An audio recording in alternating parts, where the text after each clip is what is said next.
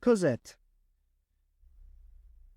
More than 100 years ago, there was an inn where passersby stayed in the village of Montfermeil, near Paris. This was the Thénardier Inn. Madame Thénardier was sitting near the inn in one spring evening. Two beautiful little girls, her daughters, were playing nearby. A woman holding a child in her arms passed by the inn. She stopped and looked at the girls for a long time. "What beautiful children you have, lady," she said. Madame Thénardier thanked her and invited her to sit. The woman started talking. The mother and child came from Paris. She had lost her job and now she was going to her homeland to search for a job. She knew nobody would hire her because of the child, and she would have to entrust the girl to someone for a while. But in this world she had no one but that child, and the child had no one in this world but the mother. When she saw such happy and pure children, she thought that they must have a good mother, and God had brought her to the Thénardier Inn. "Do you agree to look after my daughter?" she suddenly asked the innkeeper. "I will pay you for that and be back soon after her." Madame Thénardier agreed with the mother.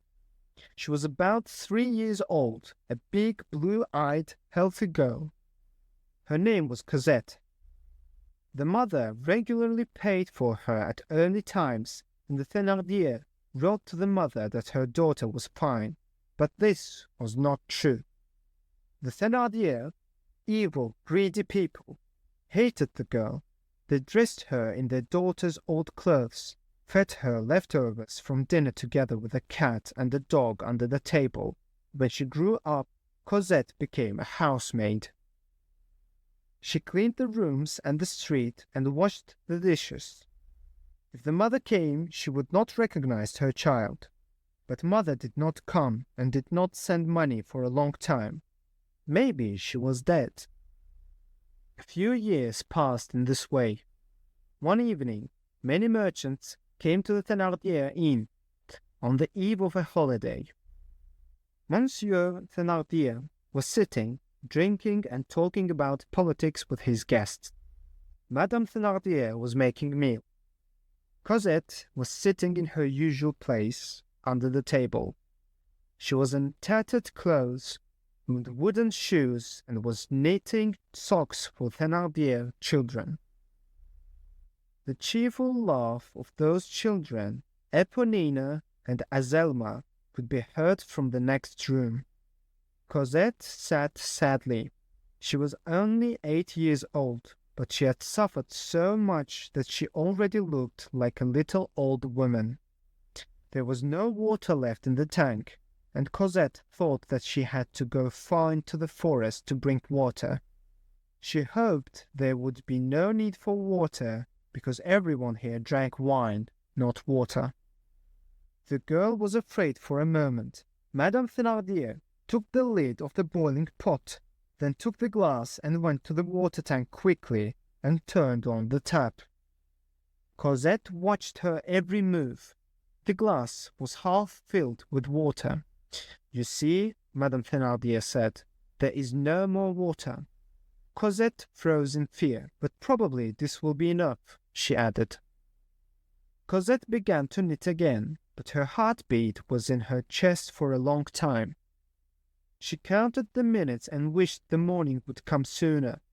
Sometimes one of the guests looked out of the window and said, "How dark it is." Suddenly one of the guests entered the room and asked angrily, "Why did not you give water to my horse?" "And not be," Madame Thénardier replied. "It had already been given." "And I say no," the guest said. Cosette came out from under the table. "I myself gave water and talked to your horse," she said. This was not true. Cosette lied. "Look at her. She's so small, but she has learned how to lie," the guest said. "I tell you, my horse had not drunk. I know him well, and I know when he wants to drink water. Give water to my horse right now." course, Madame Thénardier said. If the horse has not drunk water, water should be given. Go, give water to the horse, she said to the girl. But madame, Cosette said hesitantly, there is no more water.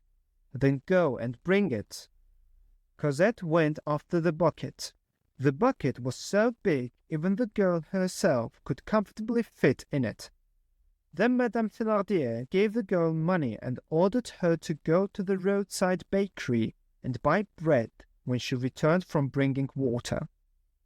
Cosette took the money silently and put it in her pocket, then stood in front of the open doors, bucket in hand, as if she was waiting for someone to come to her aid. Go now, Madame shouted. Cosette came out. The door was closed. There was little time left for the holidays, and many merchants had come in the village. Their shop windows were bright and shiny. The last shop was in front of the Thénardier inn. There were many nice toys. In the shop window there was a large doll in a pink dress with real hair and glass eyes. This miracle stood in the shop window all day, but no mother in the village could buy such a doll for her child. Now, when Cosette went out with a bucket in her hand, she could not look at the wonderful doll she called Lady. Cosette thought, how happy this doll is. She had forgotten everything, even why she had come here. Suddenly, the scream of the madame brought her back to reality. You haven't gone yet, waster. Cosette began to run. She stopped at no more shops.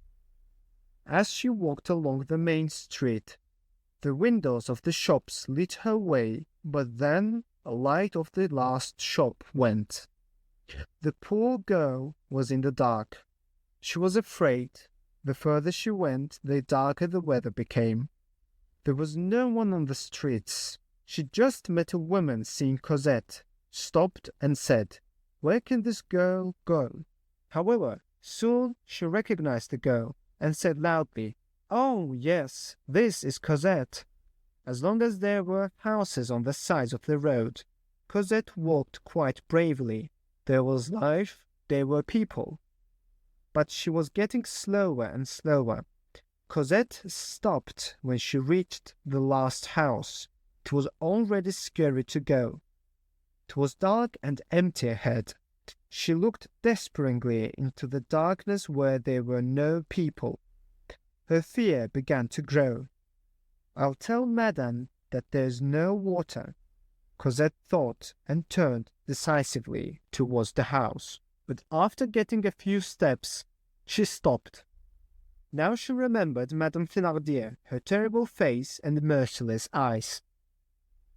The girl first looked back and then forward. What to do, where to go.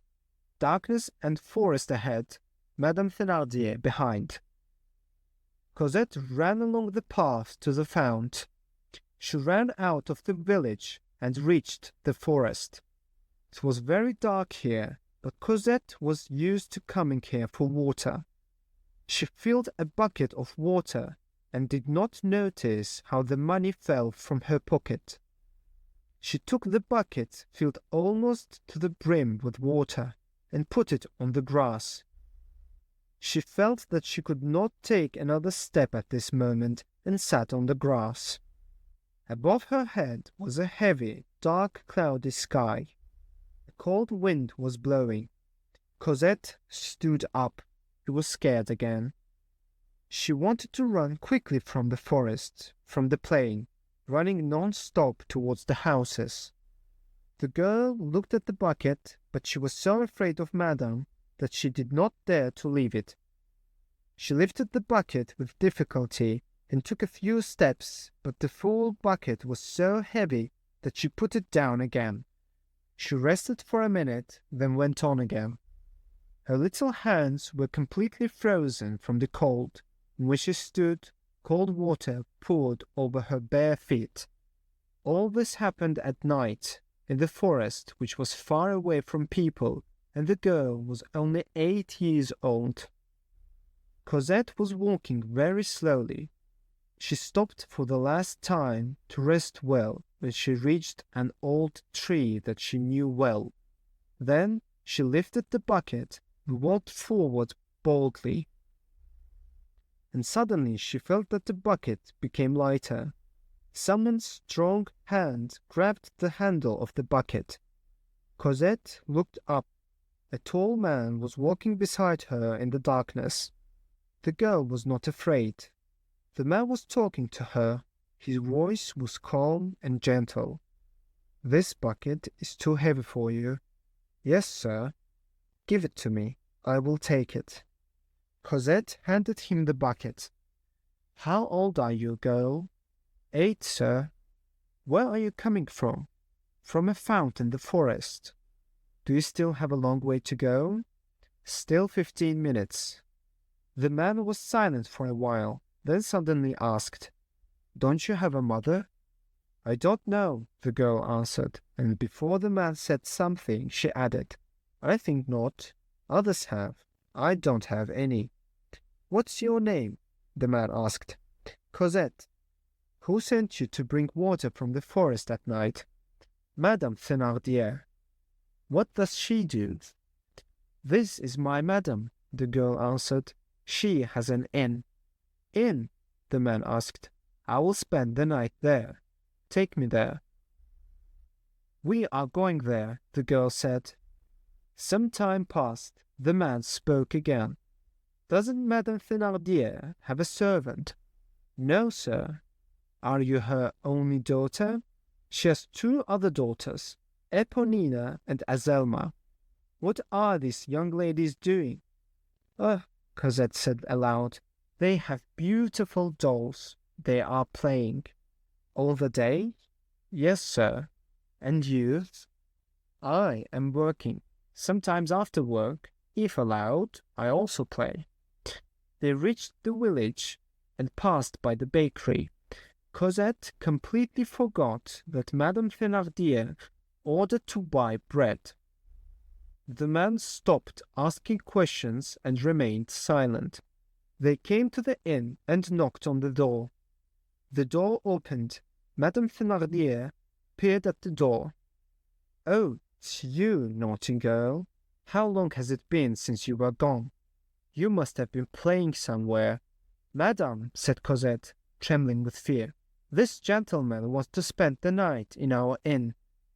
A pleasant smile immediately appeared on the Madame Thénardier's cruel face. The man entered the hall and sat down at the table, and Cosette put a bottle of wine and a glass on the table for him. Then Cosette sat down under the table and began to knit. The man was looking at her carefully. The girl was weak and pale. She was 8 years old, but looked only 6. Her arms and legs were thin and red from the cold. She was in tattered clothes, and her naked body, covered with bruises, could be seen through the holes in her clothes. Suddenly, Madame Thénardier shouted, "Where is the bread?" Cosette came out from under the table, hearing the scream of Madame. She had completely forgotten about the bread. Like all frightened children, she decided to lie. "Madame, the bakery was closed." "Should have knocked on the door." "I knocked, lady. What happened?" "They didn't open it." "Tomorrow I will find out if it's true or not, and if you are lying, I'll punish you. But where is the money?" Cosette put her hand in her pocket. She was white with fear. There was no money in her pocket. "You have lost them," Madame shouted. She stretched her hand to take a whip. Cosette shouted when she saw the Madame's movement. "I'm sorry, Madame. Madame, I will not do it." The stranger secretly took money out of his pocket at that moment. "Madame," he said, "I just saw that something fell out of the girl's pocket." He looked at the floor and handed the money to Madame Thénardier. She put the money in her pocket and said to the girl, "Do not repeat it." Cosette hid under the table again. The door opened at this time, and Eponina and Azelma entered the room. Both were cheerful, clean, chubby, and healthy. Both of them were wearing beautiful clothes. The girls sat next to the fireplace. They had brought a doll with them and were laughing and talking. The Thénardier sister's doll was old, but it looked extraordinarily beautiful to Cosette, who had never had a doll, a real doll, in her life. Suddenly, Madame Thénardier noticed that Cosette was not working and was looking at the girls. "This is how you work. I will whip you." The stranger turned to the Thénardier and said, "Lady, let her play." Thénardier answered rudely, "If the girl eats my bread, she must work." "What is she doing?" asked the stranger. "She knits socks for my daughters." "How much will the socks cost when they are ready?" 30 sols. "Would you sell them to me for 5 francs?" "Of course, sir, if you want. We never refuse our guests." "I am buying these socks," said the stranger, and took out the money from his pocket. Then he said to Cosette, "I bought your job. Play, girl." Cosette was trembling with excitement. Finally, she asked, "Madame, is it true? Can I play?" "Play," Madame Thénardier said. "Thank you, madame," said Cosette. As she thanked madame, her heart was full of gratitude to the stranger. Cosette put aside what she knitted, but did not come out from under the table. She always tried to move as little as possible. She took out some old clothes from the box next to her. Meanwhile, the Madame Thénardier approached the stranger. "Sir," she said, "I have no objection to the child playing a little, but she should work. She has no one." "Is she not your daughter?" asked the stranger. "Oh my God, sir, we adopted this girl for mercy. She is completely stupid. We do our best for her. We have been writing to her home for 6 months now, and we have not received a reply. We think that her mother is dead." "So that's it," the stranger said, and thought again. Cosette stopped playing. She saw the doll the Thénardier's daughters had thrown on the floor, and a few steps away from her. Cosette threw the clothes in her hand and slowly looked around the room. No one was paying attention to her. Not even a minute could be lost. She got out from under the table, quickly picked up the doll, and was back to her place in a second. She sat without moving, turned so that she could cover the doll she was holding with her body. No one but the stranger saw it. Cosette's joy did not last long. Eponina and Azelma remembered the doll and started looking for it. The sisters froze in surprise when they saw that the doll was with Cosette. Cosette took their dolls. Eponina ran to her mother. "Mother," she said, "look," and pointed to Cosette. Thénardier cried out in a terrible voice, "Cosette!" Cosette quietly put the doll down and cried. At this moment the stranger stood up. "What's going on?" he asked Madame Thénardier. "Don't you see?" Thénardier said, pointing to the doll beside Cosette's feet. "Yeah, so what?" the stranger asked. "This beggar dared to touch my daughter's doll," Madame said. "Is that why there's so much noise?" "She touched it with her dirty hands," Madame Thénardier said. "With her dirty hands!" Cosette cried even harder while hearing these words. "Shut up!" Madame Thénardier shouted. The stranger went to the exit door, opened it, and went out. A few minutes later, he returned with a beautiful doll that all the children in the village dreamed of. He put this doll in front of Cosette and said, "This is for you." Cosette raised her eyes. She looked at the man with the doll in his hand as if she were looking at the sun. She heard him say, "This is for you." She looked at him, looked at the doll, then slowly went to the corner of the wall. She was no longer crying or screaming. She couldn't even breathe. Madame Thénardier, Eponina, and Azelma froze in shock. Even the guests in the inn stopped drinking. There was silence. Madame Thénardier thought, "Who is this old man? A beggar or a rich man?" Monsieur Thénardier first looked at the stranger, then at the doll.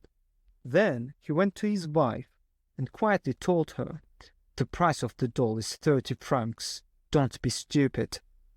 Then Madame Thénardier said in a pleasant voice, "Yes, Cosette, why don't you take the doll?"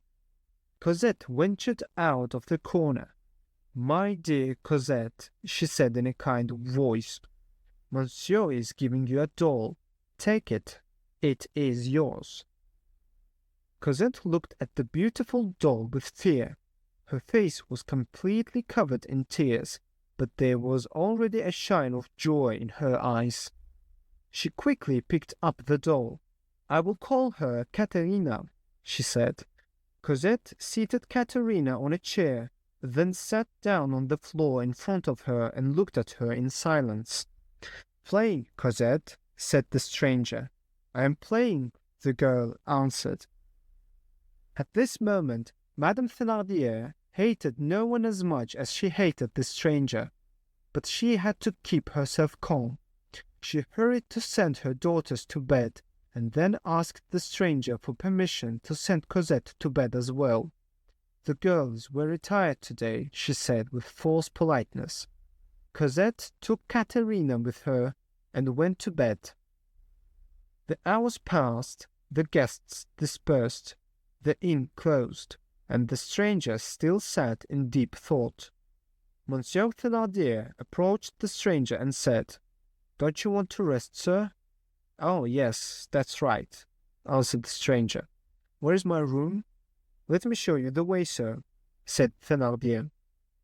Thénardier took the stranger to the second floor and left him alone. After a while, the stranger opened the door and left the room when Thénardier was leaving.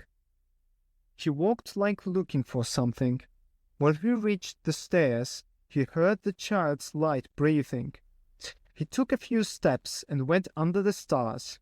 There was a bed among the old things in the dust. If the tattered mattress on the floor went to bed, Cosette slept in that bed. The stranger got closer and looked at her for a long time. Cosette was in a deep sleep. She was holding the doll in her hand. Next to the stairs was a door to a large, dark room. The stranger entered there. There were 2 white beds in the room. These were Eponina and Azelma's beds. The stranger was about to leave when he suddenly saw 2 beautiful children's shoes next to the fireplace. The stranger remembered that on the eve of the holiday, children put their shoes near the fireplace and wait for the fairy to leave them a beautiful gift at night. That's why Eponina and Azelma left their shoes next to the fireplace. The stranger bent down. The fairy had already been here, and each shoe had 10 sous. The stranger was about to go back, when suddenly he saw another shoe in the darkest corner of his fireplace, a very rough and terrible wooden shoe. There was nothing in this shoe. The stranger took a gold coin from his pocket and put it in Cosette's shoe. Then he went to his room. The next morning the stranger came downstairs with a bag in his hand. "How early you got up," Madame Thénardier said. "Sir, are you leaving already?" She silently gave him the bill. "Are you doing well in Montfermeil, madame?" he asked. "So, sir," said Madame Thénardier. Then she added in a sad voice, "Sir, now is a difficult time. We have a lot of expenses. This girl just bankrupts us." "Which girl?" "You know, girl, Cosette." "What if I take her from you?" asked the stranger. "Whom, Cosette?" "Yes." "Oh, sir, merciful Lord, take it wherever you want. We'll just say thank you." "So we agreed?" "Really? Are you taking it?" "Yes, I'm taking it." "Now?" "Now," called the girl. "Cosette," Madame Thénardier called. And what was Cosette doing during this time? In the morning she ran to her shoes. She found a new gold coin inside it. Cosette was surprised. She had never seen a gold coin in her life and quickly put it in her pocket. She felt that the coin belonged to herself and guessed who gave it to her. From the moment she met that man in the forest, everything changed for her. She had always trembled with cold and fear since she was 5, the time she remembered herself. Before, her soul was cold, but now it was warm. She was no longer afraid of Thénardier. She was no longer alone. She had a defender. The girl started her usual work. After some time, Madame Thénardier called her. "Cosette," she said almost kindly, "come here." Cosette entered the hall of the inn. The stranger took his bag and opened it. The bag contained warm clothes, socks, shoes, everything an 8-year-old girl needed. "My child," said the stranger, "take this and quickly change your clothes." The day was beginning. The residents of Montfermeil village opened the doors of their houses and saw a man walking down the street, taking a little girl by the hand. The girl was carrying a doll in a pink dress. Nobody knew this man, and most of them didn't even know Cosette. Cosette was going. With whom? She didn't know that. Where? She didn't know it either. She understood only one thing. The Thénardiers' inn was forever behind.